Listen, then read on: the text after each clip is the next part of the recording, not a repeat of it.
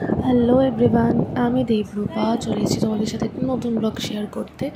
আসলে সেদিন আমি যাচ্ছিলাম মা বাড়িতে। আসলে কদিন রবিবারগুলো রেস্টই পাওয়া যাচ্ছে না, তো রবিবার দিনে বেরিয়ে পড়েছিলাম। তবে কোন রবিবারটা আমি তো জানি না, কারণ এত ভিডিও হয়েছে সেগুলো এডিট করতে করতে।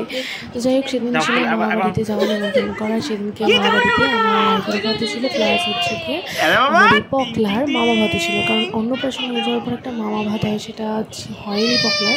তো পকলার 1 বছর জন্মদিন হয়ে যাওয়ার পর এই মামা ভাত, তো পকলার মামা ভাত আর আমার দুটো ভাতের আয়োজন একসাথেই ছিল মামা বাড়িতে।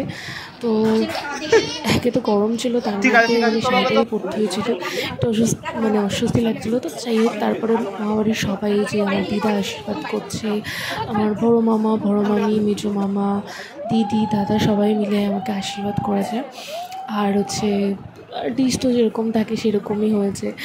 আর সব থেকে সবাই আশীর্বাদ করে টাকাও দিচ্ছিলো। এটা আমার বড়ো হয়ে, ছোটোবেলায় বেশ সবাই হাতে টাকা দিলে বেশ ভালো লাগে, কিন্তু বড়ো হয়ে যাওয়ার পর এই হাতে টাকা দেওয়ার জিনিসটা প্রচণ্ড এম্বারাসিং লাগে, যে আমি ছোটো হয়ে তাদের কাছ থেকে টাকা নিচ্ছি। তো যাই হোক, সবাই বলছে যে এটা আশীর্বাদের টাকা, এটা নিতেই হয়।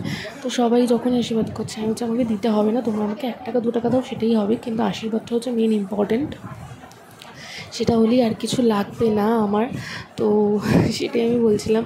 আর তার মধ্যে পকলাকে আমি যখনই কোলে নিতে যাচ্ছিলাম, যে পকলা এসে বস আমার কোলে, তখনই প্যাঁ করে কেটে দিচ্ছিল। আসলে পকলা ছোটোবেলা থেকে একটুখানি এরকম চিনতে পারে, এরকম না যে চিনতে পারে, কিন্তু ও মা নেয় ওটা খুব, মা ছাড়া যদি অন্য কারোর কোলে যেতেই চাইবে না।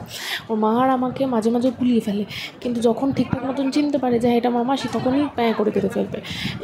এই যেমন আমি বলছি, পকলা আমার কোলে একটুখানি বসে, একটুখানি ছবি তোল, যেই আসলো অমনি প্যাঁ করে কেটে দিল। অবশ্য গরমের মধ্যে জামা কাপড় উপরে ছিল, দেখো দূর থেকে কিন্তু দেখছে। আমি বললাম আয় আমার কোলে একটু বস, তখনই এই যে যখন আমার কোলে বসিয়ে দিয়েছে, দেখতে পাচ্ছ, তখনই প্যাঁ করে কেটে দিয়েছে।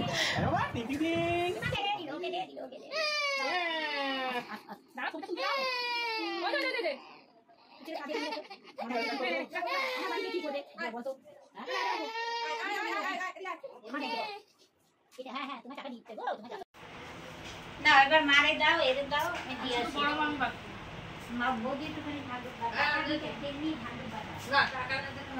আমার দিদি তো কাজ দিদি আশীর্বাদ করবে না?